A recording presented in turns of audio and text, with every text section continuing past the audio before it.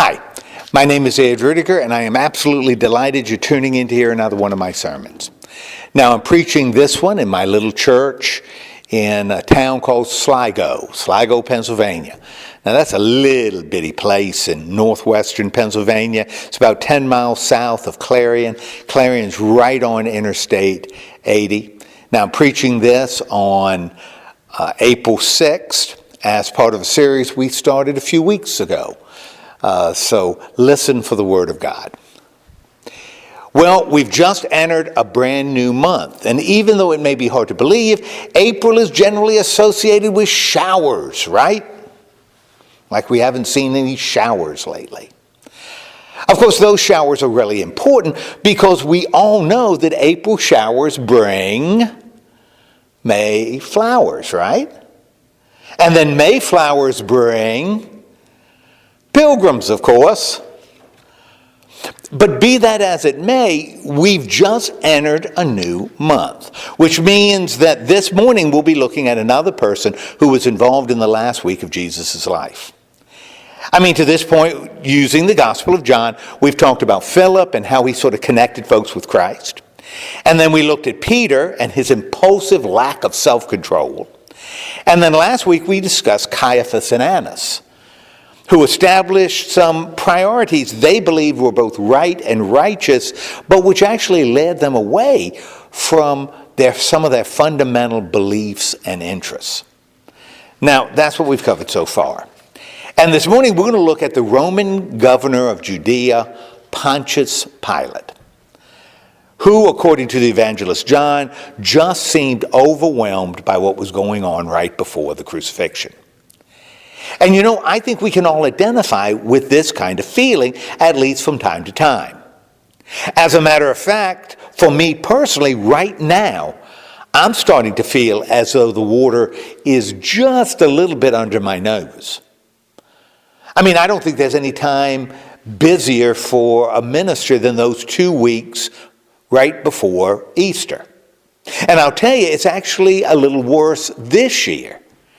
I mean, not only are both the deacons and the session meeting this week, but taxes must be done by next Tuesday, which, by the way, is also my dad's birthday.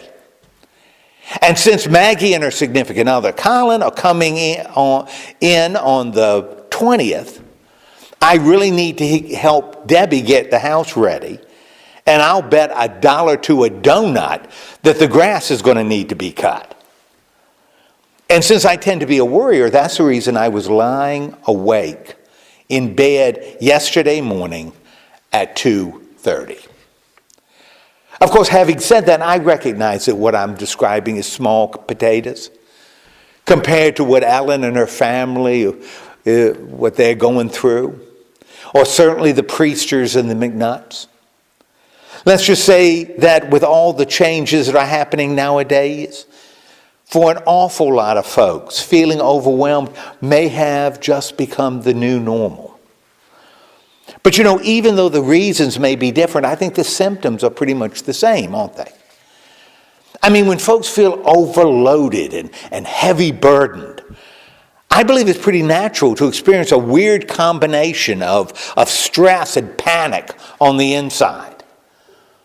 And to sort of protect themselves and marshal their strength, often they pull away from people around them, including those who are ready, willing, and able to help them get through the storm. As a matter of fact, they might even put God on the back burner. Now, I'm not saying they reject him, because they don't. But instead, they kind of sideline him.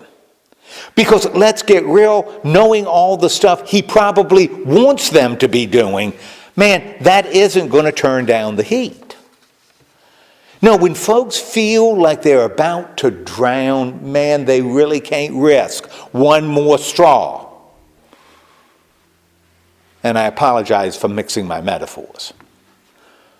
But you know, that's why talking about Pontius Pilate, that overwhelmed governor of Judea, who was so important in the Gospel of John. That's why I believe he offers a wonderful example for us all this morning. But brace yourselves, there'll be a little change in how we do that.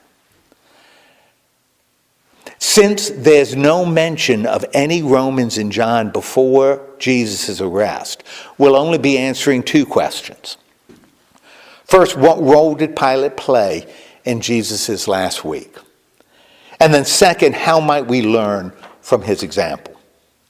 And hopefully by the end of our time together, we'll have a better handle on what we should do when we feel swamped and stressed. Of course, to understand the role Pilate played at the end of Jesus' story, we need to spend a little bit of time talking about Pilate's job and the problem he faced. And I'll tell you, they're related. You see, when you get right down to it, the Roman Empire cared about one thing: money. And because of that, since Pilate was the Roman governor, he really had only one job: to make sure his territory sent to Rome what was due. That's it. It was to make sure the empire got its piece of the pie. And to do that, man, he had to keep the peace. You see, if people were running around acting crazy, or if they were really angry by what was going on, they weren't going to pay their taxes. As a matter of fact, if things got too out of hand, Rome might actually have to send in an army to calm things down. And sending in armies, well, that cost money. Something the Romans didn't want to spend. But it was right here where Pilate faced a problem that had overwhelming written all over it. And I'm talking about the issue between the Jews and Jesus. You see, from his standpoint, this was just the kind of conflict that might keep a Roman governor up at night. Man, this guy was overwhelmed. And I'll tell you, I think we see that feeling come out as he tried to play politician and stand between the two parties. For example, according to the evangelist John, this was how it started. It was early in the morning when Jesus was taken from Caiaphas to the building where the Roman governor stayed. But the crowds waited outside. Any of them who had gone inside would have become unclean and would not have been allowed to eat the Passover meal. Pilate came out and asked, "What charges are you bringing against this man?" They answered, "He is a criminal. That's why we brought him to you." Pilate told him, "Take him and judge him by your own laws." The crowd replied, "We're not allowed to put anyone to death." And so what Jesus said about his death would soon come true. Now, remember, Pilate's job was to keep the peace, right? And because the Jewish leaders didn't seem to offer him any wiggle room here, for the good of the nation and his own job, Pilate was going to probably have to bring the hammer down on Jesus. That was a no-brainer. Of course, it was right here that Pilate ran into a problem. Just listen. Pilate then went inside. He called Jesus over and asked, "Are you the king of the Jews?" Jesus answered, "Are you asking this on your own, or did someone tell you about me?"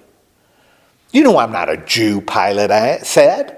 "Your own people and chief priests brought you to me. What have you done?" Jesus answered, "My kingdom doesn't belong to this world. If it did, my followers would have fought to keep me from being handed over to our leaders. No, my kingdom doesn't belong to this world." "So you are a king," Pilate replied.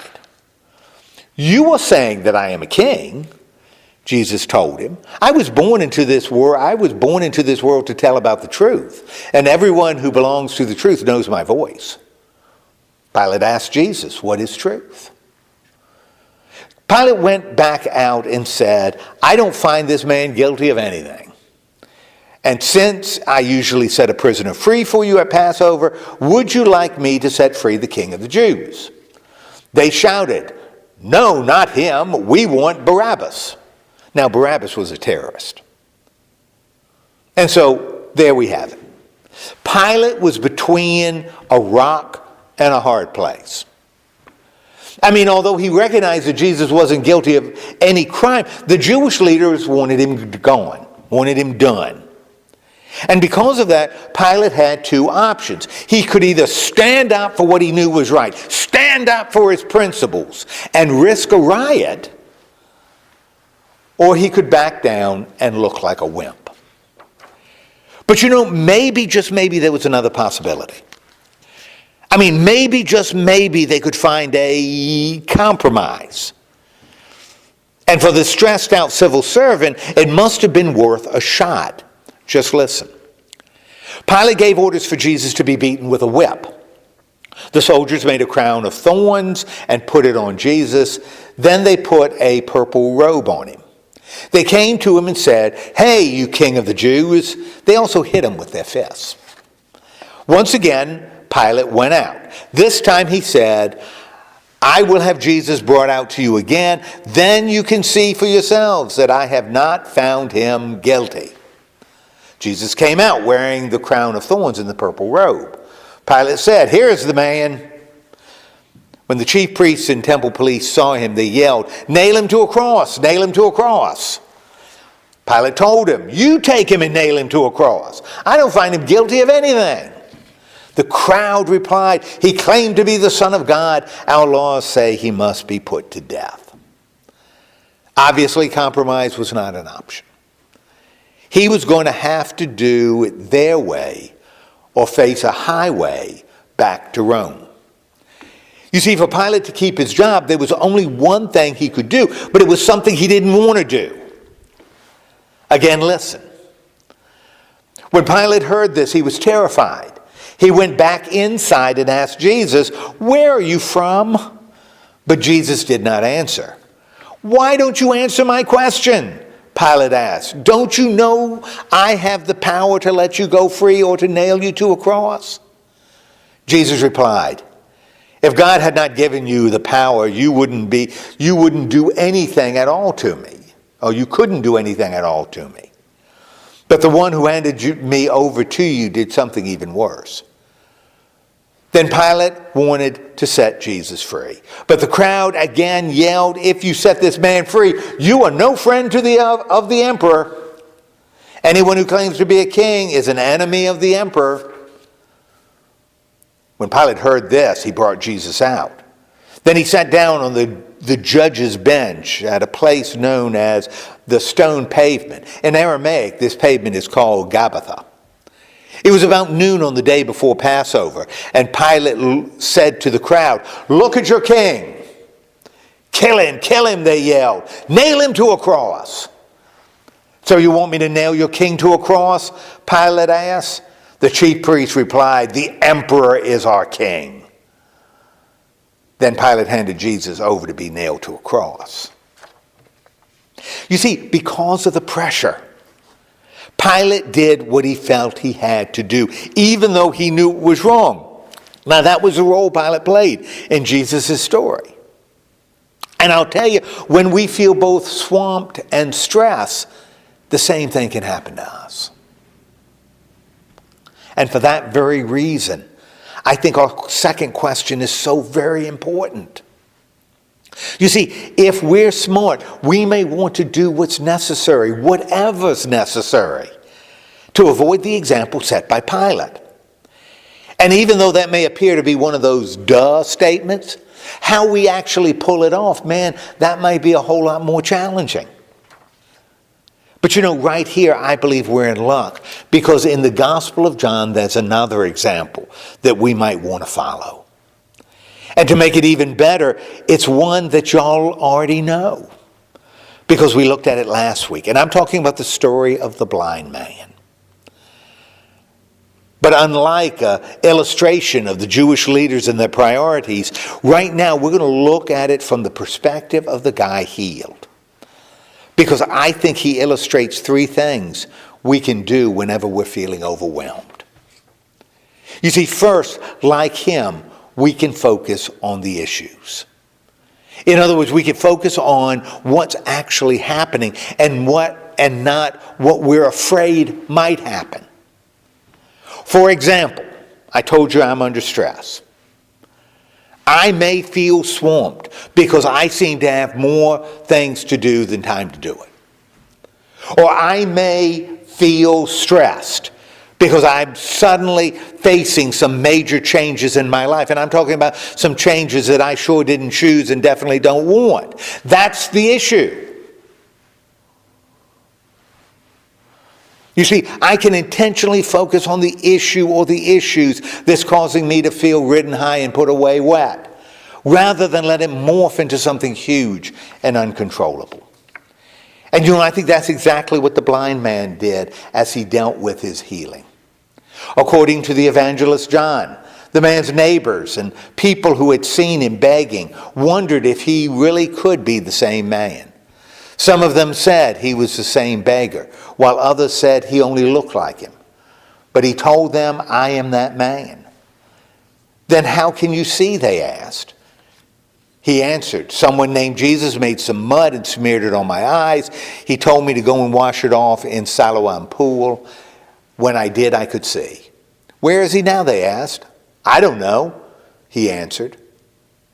That guy intentionally focused on the issue.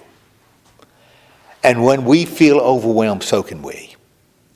That's one. And second, just like him, we can also resist the distractions. You know what I mean. All those topics that can only make the issue seem bigger than it actually is. But they can also cause us to miss the answers that may be right in front of us. For example, if my primary focus is on tasks and time, it might not be a good idea to add some money issues to the pile. And if I'm feeling stressed today, maybe I should not be distracted by what I didn't do yesterday or what might happen tomorrow. As a matter of fact, to maintain our focus, we may want to do everything in our power to ignore the distractions, which, by the way, was exactly what the former blind man did. Just listen. The leaders called the man back and said, "Swear by God to tell the truth. We know that Jesus is a sinner." The man replied, "I don't know if he's a sinner or not. All I know is I used to be blind, but now I can see." "What did he do to you?" they asked. "How did he heal your eyes?" The man answered, "I have already told you once and you refused to listen.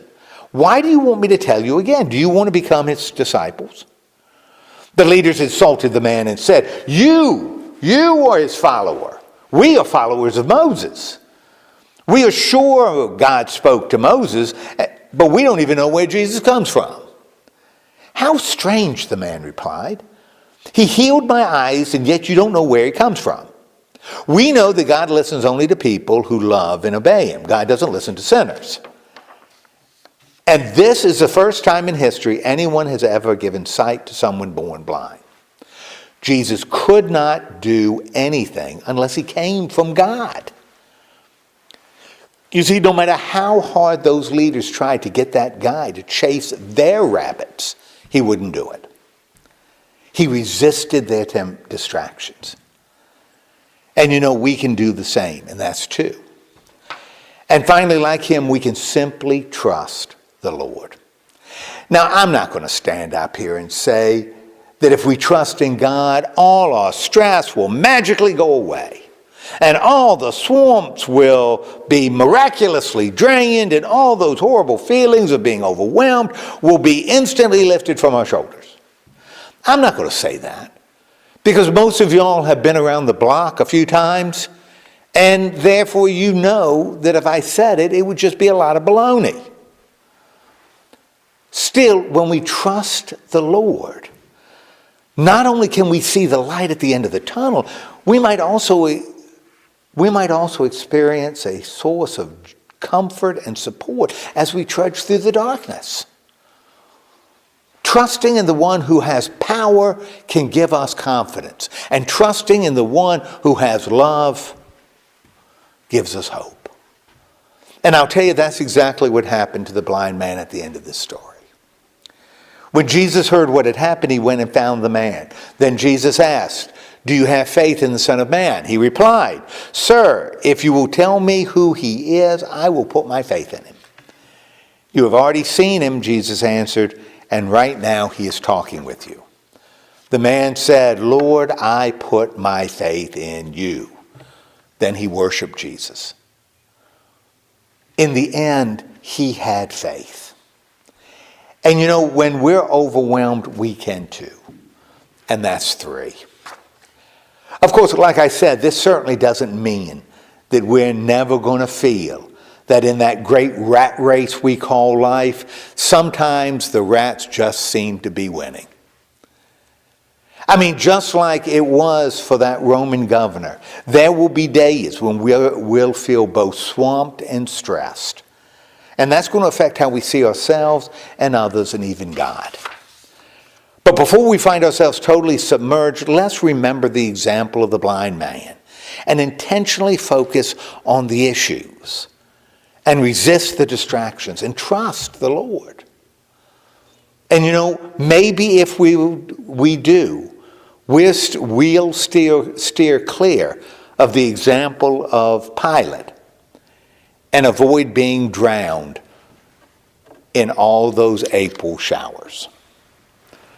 Amen. Well, thanks for listening. I hope you found the sermon meaningful. Of course, if you're ever in the neighborhood on a Sunday morning at 10 o'clock, and I'm talking about the neighborhood of Sligo, Pennsylvania, about 10 miles south of Clarion, tucked up in northwestern Pennsylvania. Clarion's right on Interstate 80. If you're ever around here on a Sunday morning at 10 o'clock, come on by and worship with us. We'd love to have you. Of course, if you'd like to learn more about the Bible, I invite you to come to one of our Bible studies. We have a study on Wednesday morning at 10 and on Thursday evening at 6:30. And so until I have the chance to talk with you again, I want you to remember you, my friends, are a child of God, and God loves you very much. Goodbye for now.